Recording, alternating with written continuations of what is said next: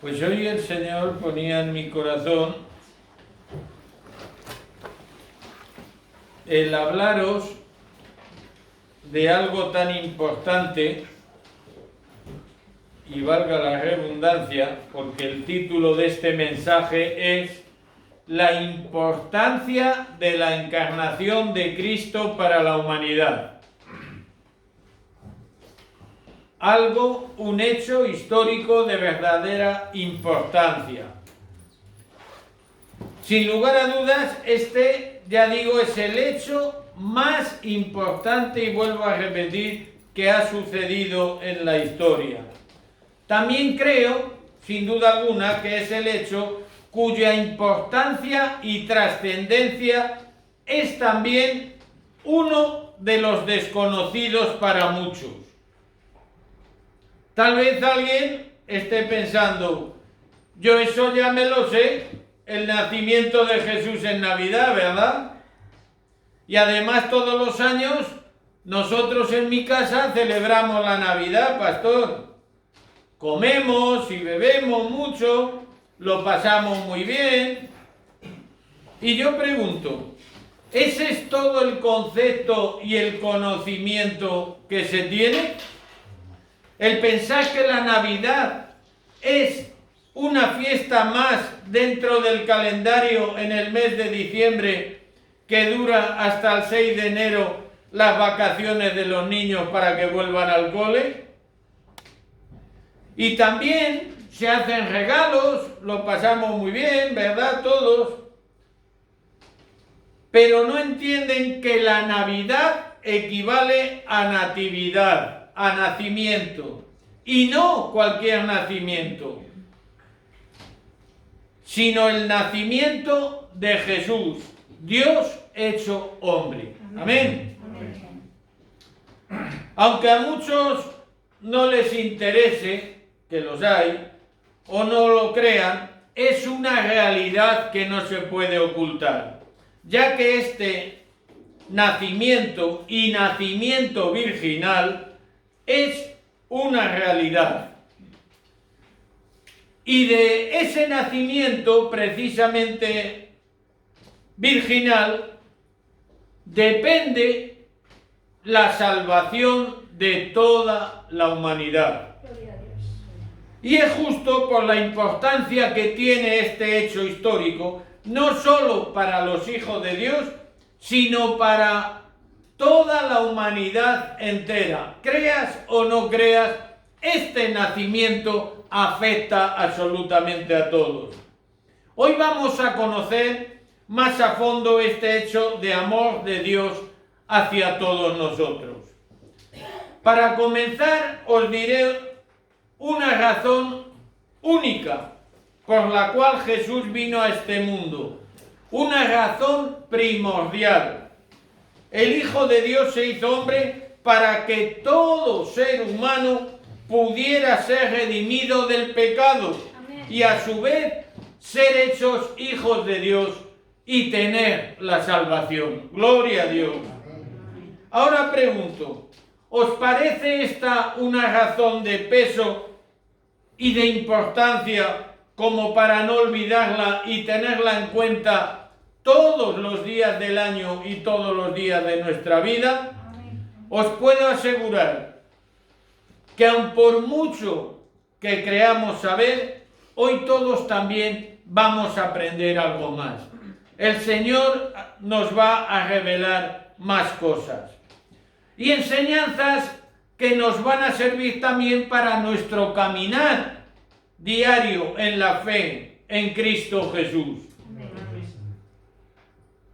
Algunos pensarán que los textos bíblicos que vamos a compartir hoy, que vamos a leer, a los cuales daremos lectura, son típicos para leer en Navidad, como si estos leídos hoy estuvieran fuera de lugar. Pues no, pero os puedo asegurar que su contenido es para tenerlo presente, como os decía, todo el año y toda una vida, ya que nos son para decorar nuestros oídos en Navidad. Como os decía antes, hermanos, sus enseñanzas es muy importante, de suma trascendencia y vitalidad para el ser humano, Y sin más preámbulo, vamos a dar lectura a la palabra y comenzaremos en el Evangelio de San Lucas, capítulo 1, versos del 26 al 38. Y dice así la palabra del Señor. Al sexto mes, el ángel Gabriel fue enviado por Dios a una ciudad de Galilea llamada Nazaret. Habla del sexto mes, de que el mismo ángel se había aparecido a Zacarías en el templo para anunciarle que su mujer Elizabeth concebiría un hijo, que como todos sabemos sería Juan el Bautista. Pero también recordemos que Elizabeth era estéril. Y seguimos con el verso 27. A una virgen desposada con un varón que se llamaba José, de la casa de David, y el nombre de la virgen era María. Quiero deciros que desposarse en la sociedad hebrea era contraer un compromiso nupcial y este exigía una fidelidad absoluta. No se podía romper. La unión, por supuesto, sexual no se consumaría hasta después de celebrada la boda. Fijaros que la violación de este compromiso se consideraba adulterio y la mujer sería apedreada. O sea que la cosa era seria, ¿verdad? Como podréis ver, no era la cosa para broma, era en serio y muy en serio. Dice, y entrando el ángel en donde ella estaba, dijo, salve, muy favorecida, el Señor es contigo, bendita tú entre las mujeres. Mas ella, cuando le vio, se turbó por sus palabras y pensaba, ¿qué salutación sería esta? Vaya un saludo que me da, ¿no? ¿Cómo no se iba a turbar María, una jovencita de 15 años? Y 15 años de los de entonces, no de los de ahora, ¿verdad? ¿Qué podría haber dicho quizás una jovencita de 15 años de hoy ante tal saludo del ángel? Entonces el ángel le dijo, María, no temas, tranquila, porque has hallado gracia delante de Dios. Y ahora concebirás en tu vientre y darás a luz un hijo y llamarás su nombre Jesús. Que el nombre Jesús es una transcripción griega del hebreo, Yeshua, que significa Yahweh, ayuda o salvación. Este será grande y será llamado Hijo del Altísimo. Y el Señor Dios le dará el trono de David su padre, y reinará sobre la casa de Jacob para siempre, y su reino no tendrá fin. Fijaros, cuando dice su reino no tendrá fin al final, esta profecía se entiende que sobrepasa a aquellas que hablan del reino milenial de nuestro Señor Jesucristo, ¿verdad? Él no solo es el rey de los judíos, sino el rey eterno y universal. Amén. Amén. Entonces María dijo al ángel, ¿cómo será esto? Pues no conozco varón. Es decir, María era virgen, no había tenido relación con nadie, con ningún varón. Por tanto, para ella, humanamente era algo imposible, ¿verdad?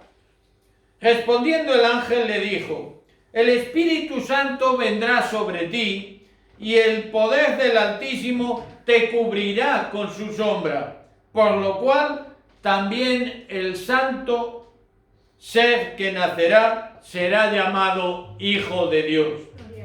Y aquí quiero hacer un inciso, para que os fijéis que por un lado habla del Espíritu Santo y por el otro, separadamente, habla del poder del Altísimo, del poder de Dios, ¿verdad? ¿Y esto qué pasa? Esto contradice lo que algunos piensan, que el Espíritu Santo no es más que la potencia divina, la potencia de Dios. Es decir, el Espíritu Santo aquí solo fue el agente por el medio del cual operó el milagro de la concepción o de la encarnación de Jesús en el vientre de María. Amén. Por tanto, Jesús es el Hijo de Dios. Y aquí, tu parienta Elizabeth, ella también ha concebido hijo en su vejez, y este es el 6º mes para ella, la que llamaban la estéril. Qué milagro, ¿verdad? También de parte de Dios. Porque nada hay imposible para Dios. Yo no sé cuáles son las circunstancias que puedes estar pasando tú ahora, pero yo sí tengo algo muy claro, que por difíciles, por complicadas que sean las circunstancias que estás pasando, yo creo la palabra de Dios. Y la palabra de Dios nos acaba de decir, porque no hay nada imposible para Dios. Amén. Por lo tanto, alegra el semblante, no estés triste. Tu problema para Dios no es nada. Clama a Él. Con fe, por supuesto. Creyendo que Él ya te lo ha resuelto y Él lo hará. Amén. Entonces María dijo, he aquí la sierva del Señor, hágase conmigo conforme a tu palabra. Y el ángel se fue de su presencia. Y ahora vamos a ampliar todavía más esta información sobre el nacimiento de Jesús nuestro Señor. Y para ello vamos a leer unos breves textos en el Evangelio de San Mateo, capítulo 1, versos del 18 al 25, cuando habla del nacimiento de Jesús. Porque aquí también nos da detalles muy importantes a tener en cuenta. Y dice así, el nacimiento de Jesús fue así. Estando desposada María, su madre, con José, antes que se juntasen, se halló que había concebido del Espíritu Santo. José, su marido, como era justo y no quería infamarla, quiso dejarla secretamente para no dañarla. Y pensando él esto, he aquí un ángel del Señor le apareció en sueños y le dijo, José, hijo de David, no temas recibir a María tu mujer, porque lo que en ella es engendrado del Espíritu Santo es. Y dará a luz un hijo, y llamará su nombre Jesús, porque él salvará a su pueblo de sus pecados. Ahora más adelante veremos una diferencia entre lo que el ángel le dijo a María y lo que le dijo a José. Por el momento ya vemos una. El ángel a María dice que se le apareció, habló con ella. Mientras que a José dice que le habló en sueños. Ya tenemos una diferencia.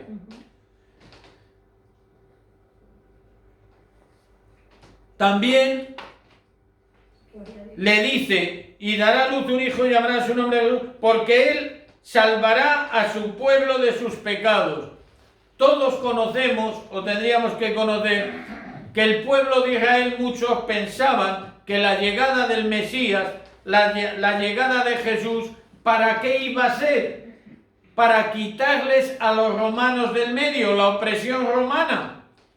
Pero fijaros lo que le dice el ángel no le dice, va a tener María un hijo, le llamará Jesús, porque él va a echar a todos los romanos de Israel. No, lo que le dice es que salvará a su pueblo de sus pecados, que es algo también diferente a lo que le dijo a María. Todo esto aconteció para que se cumpliese lo dicho por el Señor por medio del profeta cuando dijo, he aquí una virgen concebirá y dará a luz un hijo, y llamará su nombre Emmanuel, que traducido es Dios con nosotros. Y cuando habla del profeta, sabed que ese profeta se está refiriendo al profeta Isaías en el capítulo 7, verso 14. Y despertando José del sueño, hizo como el ángel del Señor le había mandado y recibió a su mujer. Pero no la conoció hasta que dio a luz a su hijo primogénito y le puso por nombre Jesús. Está claro que Dios siempre ha usado a alguien en el desarrollo de sus planes. Así es. En este caso vemos cómo usó a un ángel para dar este anuncio, al ángel Gabriel, y también a una mujer, a María, para que concibiera la humanidad de su Hijo amado. Qué privilegio, ¿verdad?, el de María. Por lo tanto, tenemos que reconocer que no hay nada imposible para Dios. Dios hace las cosas a su manera y la manera siempre, siempre es perfecta. Amén. Véase este hecho del nacimiento virginal de Jesús.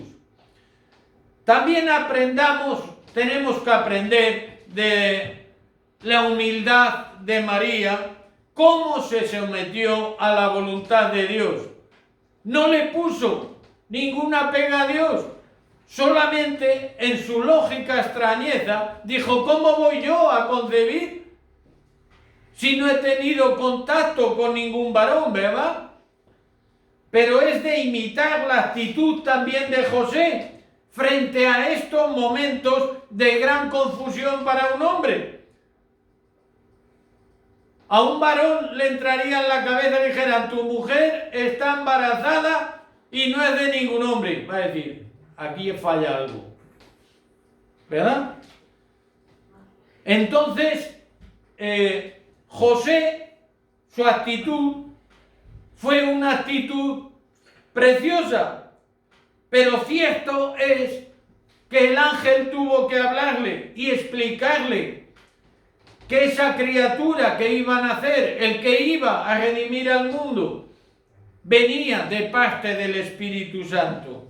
Los planes de Dios siempre se cumplen. Amén. De ahí que cuando llegó el cumplimiento del tiempo, Dios cumplió su plan de enviar a Jesús, al Cristo hecho carne, para redimirnos del pecado y poder gozarnos todos juntos un día en su presencia, con una vida eterna en el cielo. Amén. Amén. Todo el poder y las obras de Cristo durante su ministerio solo tienen una explicación. Él es el Hijo de Dios, encarnado con poder y poder de lo alto. Amén. Su nacimiento virginal es la primera de las bases fundamentales de la cristología. Si la concepción de Jesús no hubiese sido tan extraordinaria como fue, y Jesús solo hubiera, imaginaros que Jesús solo hubiera sido hijo de María y de José, quizás hubiera pasado a la historia como un hombre verdaderamente extraordinario, como un extraordinario y gran siervo de Dios, como un profeta, porque de hecho muchos judíos lo tenían como profeta, no como hijo de Dios. Pero algo hay que le hace inigualable y extraordinario, y es su encarnación y nacimiento virginal, así como una vida de pureza inigualable. No ha habido nadie. Y eso es irrefutable, hermanos, evidencias de su innegable divinidad. Está pues claro que la única esperanza de salvación para el hombre era que alguien que fuera Dios y a su vez hombre se presentara como sacrificio redentor para salvar a la humanidad del pecado. era lo único válido que había para este fin. Es por eso que el Verbo que es Dios se hizo carne, viviendo una vida humana. ¿Para qué? Para poder servir como ofrenda por el pecado, para salvación de toda la humanidad. Amén. Con Dios nada ocurre por casualidad, lo hemos dicho muchas veces, ni de forma imprevista. Dios tiene unos planes marcados y esos planes de una manera o de otra se cumplen. Todo tiene un tiempo y todo tiene su cumplimiento. Amén. Cierto es que no cuando nosotros queremos, sino en los tiempos de Dios. Amén. ¿Vais entendiendo ya la razón primordial por la cual Dios se hizo carne y habitó entre nosotros, con los hombres? Los ángeles, como también podemos ver leyendo la palabra, están estrechamente relacionados tanto con la vida y el ministerio de Jesús. Como hemos visto, por ejemplo, en Lucas 1, 26, 27, en el relato de la Anunciación. El ángel Gabriel, que era uno de los principales que rodeaban el trono de Dios, bajó al mundo para visitar a María. María, dice el texto, que se turbó, como hemos dicho antes, ¿no? Hay algo claro.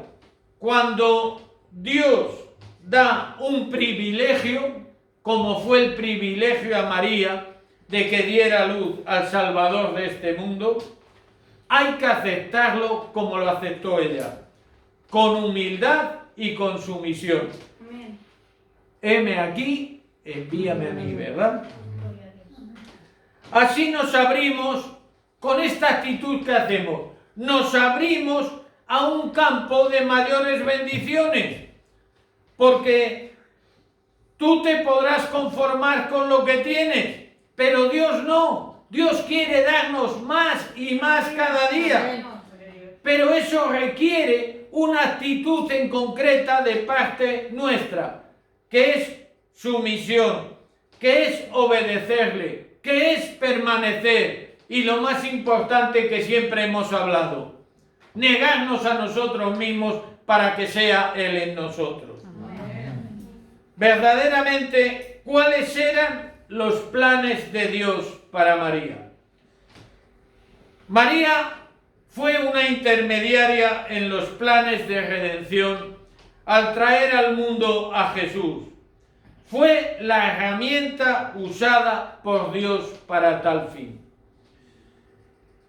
Y esto ha provocado una desmedida adoración y veneración de ella por parte, pues, de algunos grupos religiosos, hasta el punto de ponerla como intercesora entre Dios y los hombres.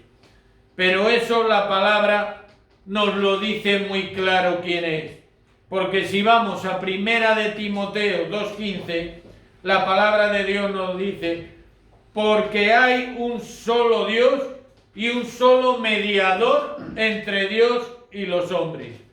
¿Quién es? Jesucristo. Amén. Amén. Por lo tanto, a María no le corresponde ser mediadora ni intercesora. María, gloria a Dios, fue usada por Dios para traer a su Hijo. Pero hay algo muy claro: tal actitud de veneración y adoración hacia ella no se sustenta en ningún momento en las Escrituras. No se sustenta, no existe. En ningún sitio de la palabra nos pone que es intercesora digna de adoración y veneración. La Biblia, cuando habla de María, de una mujer que cumplió con la misión que le fue asignada por Dios y anunciada por el ángel Gabriel, después de esto ella aparece, vamos a decirlo así coloquialmente, como una creyente más, fiel en su Salvador y como parte de la iglesia primitiva. Un ejemplo muy claro de esto lo tenemos en el libro de Hechos, cuando en el capítulo 1, versos 13 y 14, nos habla de la elección del sucesor de Judas y dice así: entrados, subieron al aposento alto donde moraban Pedro y Jacobo, Juan, Andrés, Felipe, Tomás, Bartolomé, Mateo, Jacobo, hijo de Alfeo, Simón el celote y Judas, hermano de Jacobo. Todos estos perseveraban unánimes en la oración y ruego con las mujeres y con María, la madre de Jesús, y con sus hermanos. O sea, que tanto apóstoles como mujeres, como María, la madre de Jesús, y los hermanos de Jesús, estaban todos juntos unánimes. Con lo cual, aquí se desmonta también ciertas entidades religiosas que dicen que las mujeres no pueden orar con los hombres, que no pueden predicar, que no pueden hacer. Pues aquí estaban todos juntos, y estaban los apóstoles, y había mujeres, y estaba María, y estaban los hermanos de Jesús. Amén. Por lo tanto, y aún más recalca, unánimes, o sea que estaban en un mismo sentir. Amén. Gloria a Dios. Como vemos, María estaba plenamente integrada en la iglesia primitiva, junto con los apóstoles, otras mujeres y también sus hijos. Era una más. Allí se juntaban para darle la gloria a Dios. No se juntaban para darle la gloria y adorar a María y venerarla. María era humana, como nosotros, era de carne y hueso. Incluso también tuvo sus problemas, tuvo sus preocupaciones. Por ejemplo, en el compromiso con José, cuando le dijo el ángel que iba a quedar embarazada de Jesús. Yo me imagino que esta mujer diría: ¿y cómo se lo explico yo a José esto? No me extraña que se quedara turbada también. Qué difícil situación para ella, ¿verdad? También humanamente hay que ponerse, como os decía hace un momento, en el lugar de José. Sin embargo, cuando Dios desarrolla sus planes, todo sale bien. Amén. Nada, como os decía antes también, se queda al azar. José, en su bondad, pensaba abandonar a María secretamente para no dañarla, para no exponerla a vergüenza pública y a las posteriores consecuencias que podía ser el que fuera apedreada. Pero Dios apartó todo sufrimiento, toda duda, por la cual envió al ángel Gabriel. Hay algo a destacar en el mensaje que el ángel Gabriel dio a María y dio a José, que es lo que os quería comentar cuando lo he dicho antes. El mensaje dado a José era la misma información que le dio a María. Tanto Lucas 1:31 como Mateo 1:21 se indica que María daría a luz un hijo, ¿verdad? Y que habrían de llamarlo Jesús. Sin embargo, en Mateo 1:21 le dice algo más a José de suma importancia, una aclaración muy significativa que José debería saber, pero no solo José, sino también toda la humanidad en la que estamos incluidos, por supuesto, nosotros. Él salvará a su pueblo de sus pecados, como os comentaba antes. A María se le hace una revelación del alcance y duración del reino glorioso de Jesús, ¿verdad? Como hemos leído antes. Pero a José se le dice de una forma breve y muy clara la razón de la encarnación del unigénito Hijo de Dios, la salvación del pecador. ¡Qué importante! Esto lo recordó bien el apóstol Pedro en el libro de Hechos. Si vamos al libro de Hechos, al capítulo 4, verso 12, lo podemos ver. Dice así: y en ningún otro hay salvación, no hay salvación en otro, solo en Jesús, porque no hay otro nombre bajo el cielo dado a los hombres en que podamos ser salvos. Gloria a Dios. Amén. Y ese nombre no es otro que Jesús, el unigénito Hijo de Dios. Cuando Dios habla, dice todo muy claro, para que no haya dudas, para que sus hijos no se confundan. Otra cosa es que nosotros queramos escucharlo. Cuando el ángel Gabriel habló a María, le dijo: ¿cuál debería ser el nombre que tenía que ponerle al niño, verdad? Pero eso mismo también se lo manifestó igualmente a José, ¿cierto?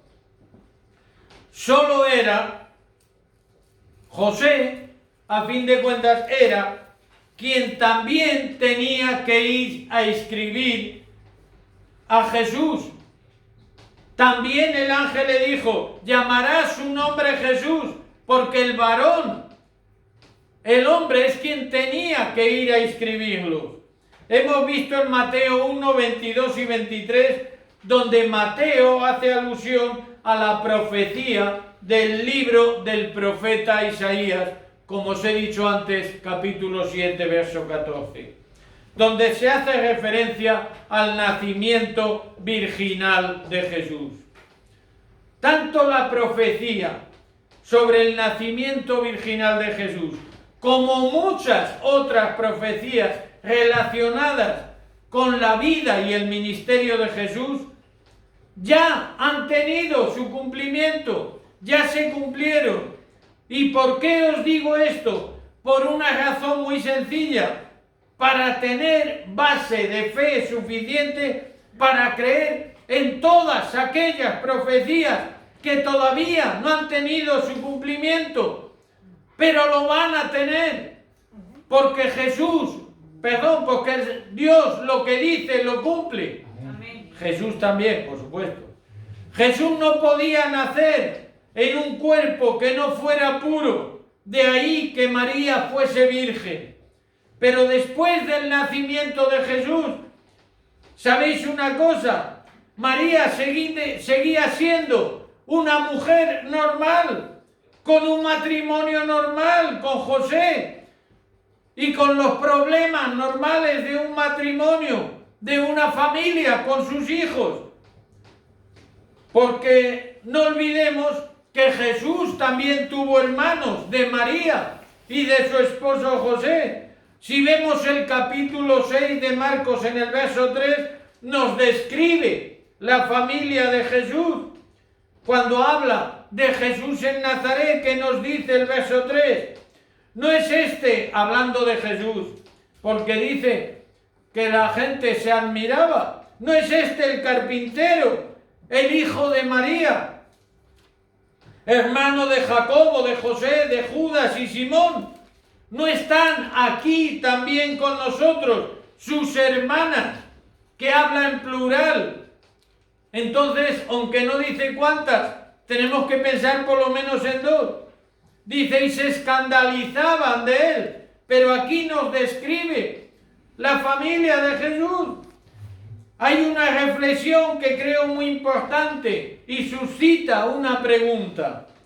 ¿Por qué con Jesús, que comienza el tiempo de la gracia, tuvo que nacer bajo la ley del Antiguo Testamento? ¿Por qué fue así? La respuesta la podemos hallar en el apóstol Pablo en el libro de Gálatas, capítulo 4, verso 5, cuando nos dice: para que redimiese a los que están bajo la ley, a fin de que recibiésemos la adopción de hijos.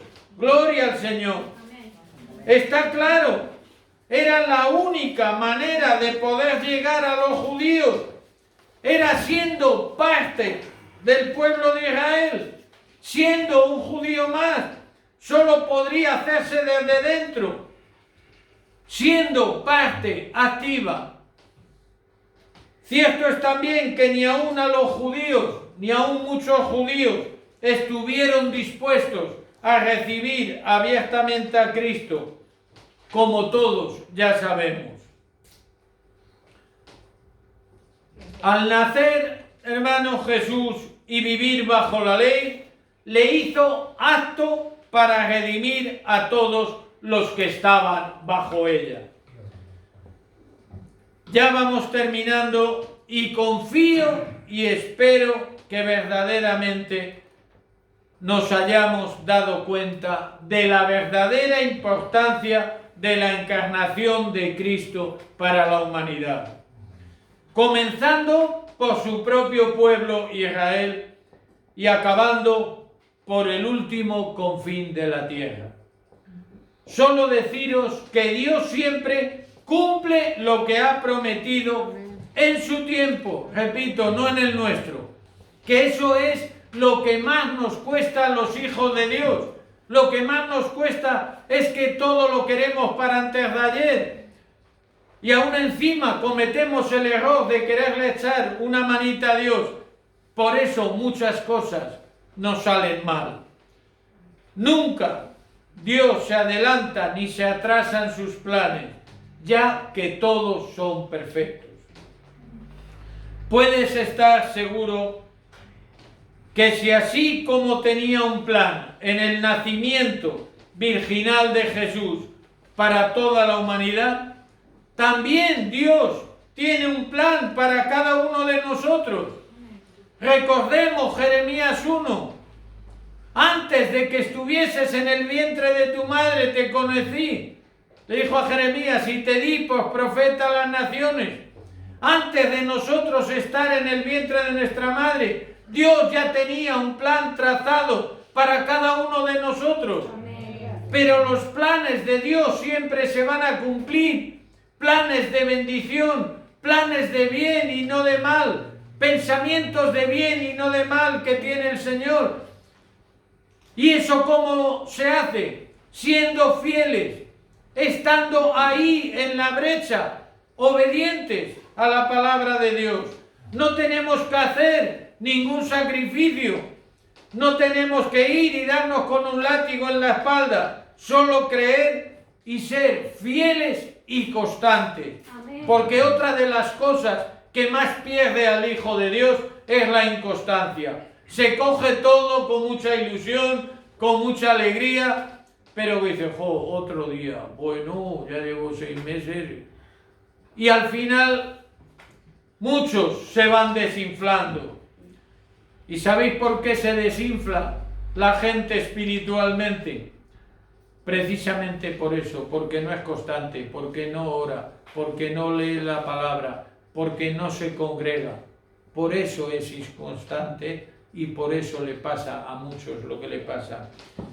Pero hay algo muy importante que también hemos de saber.